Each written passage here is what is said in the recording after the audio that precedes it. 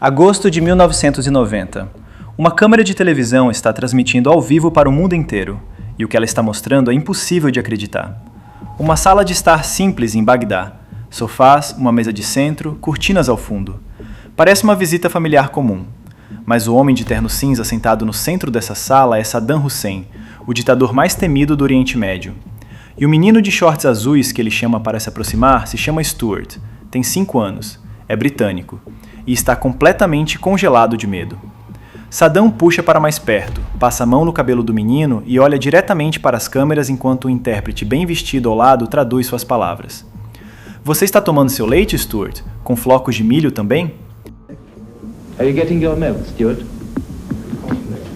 And with cornflakes too. Stuart não responde, não consegue dizer uma palavra, está paralisado. As câmeras transmitem tudo ao vivo para o mundo inteiro. O que você está vendo não é uma visita amigável, não é um jantar diplomático.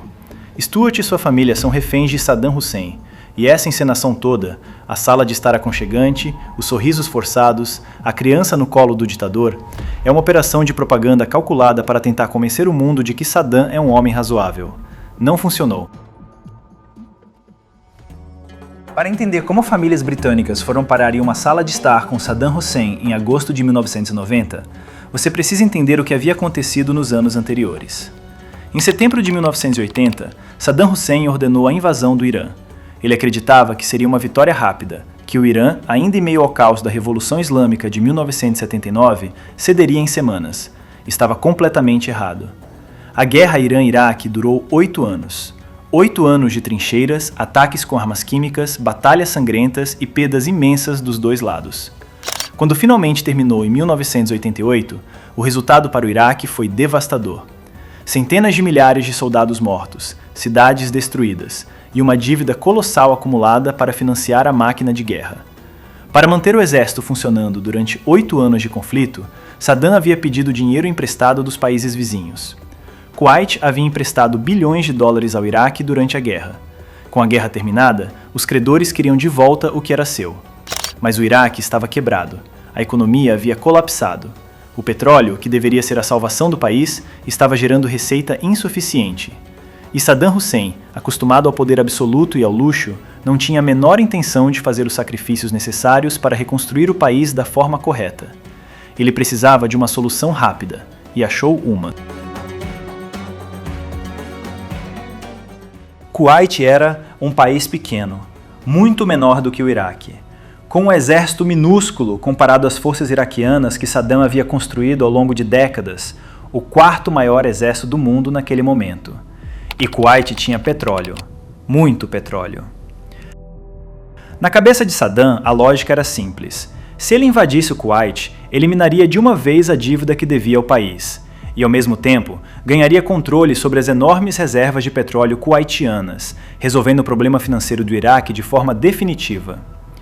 Para justificar a invasão publicamente, Saddam começou a acusar o Kuwait de roubar petróleo iraquiano, alegando que os kuwaitianos estavam perfurando poços próximos demais à fronteira e sugando o petróleo que pertencia ao Iraque.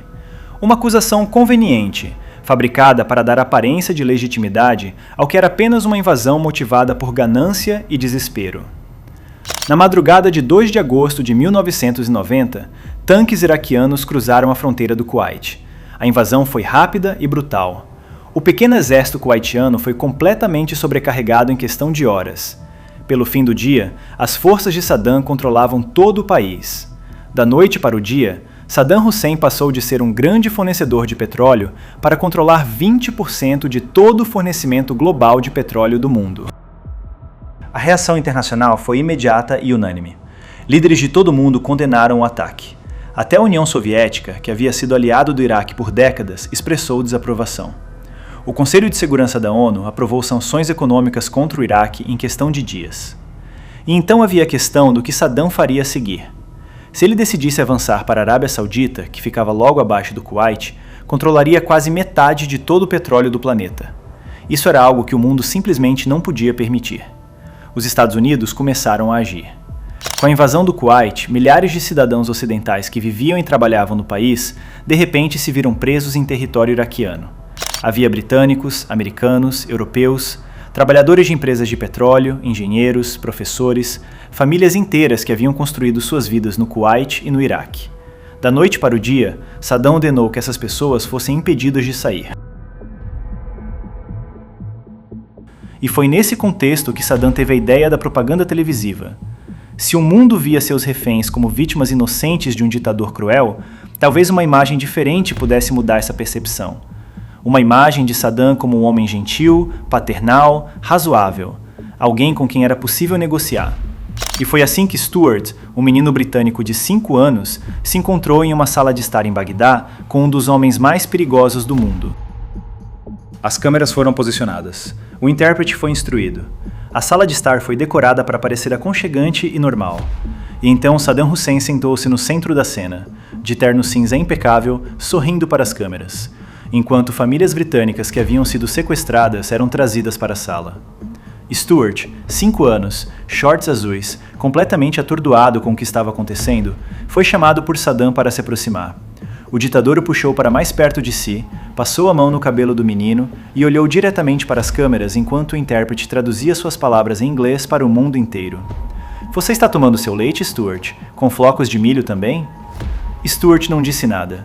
Estava paralisado. Ao redor deles, outros membros das famílias britânicas observavam com sorrisos forçados e olhos que revelavam exatamente o que sentiam: medo, desconforto, a consciência de que estavam sendo usados como adereços em uma peça de teatro política. Saddam falou diretamente para a câmera. Estamos tentando evitar uma guerra de acontecer, e esperamos que a presença de vocês aqui como convidados não seja por muito tempo, porque vocês não são reféns aqui. Mas eram, completamente. A transmissão ao vivo foi vista por milhões de pessoas ao redor do mundo, e o efeito foi o oposto do que Saddam havia planejado. Em vez de ver um líder gentil e paternal tentando prevenir conflito, o mundo via exatamente o que estava na sua frente: um ditador usando crianças inocentes e suas famílias aterrorizadas como ferramentas de propaganda. A imagem de Stuart completamente congelado ao lado de Saddam, incapaz de responder a uma pergunta simples sobre cereal de café da manhã, se tornou uma das imagens mais perturbadoras da crise do Golfo. A repulsa internacional foi imediata e avassaladora. Sob a liderança do presidente George H.W. Bush, Washington montou uma coalizão de mais de 30 países, incluindo Reino Unido, França, Arábia Saudita, Egito e dezenas de outros. Era uma das maiores alianças militares da história moderna, reunida em tempo recorde com um único objetivo: expulsar Saddam Hussein do Kuwait. Em novembro de 1990, o Conselho de Segurança da ONU estabeleceu um ultimato claro. Saddam tinha até 15 de janeiro de 1991 para retirar completamente suas tropas do Kuwait.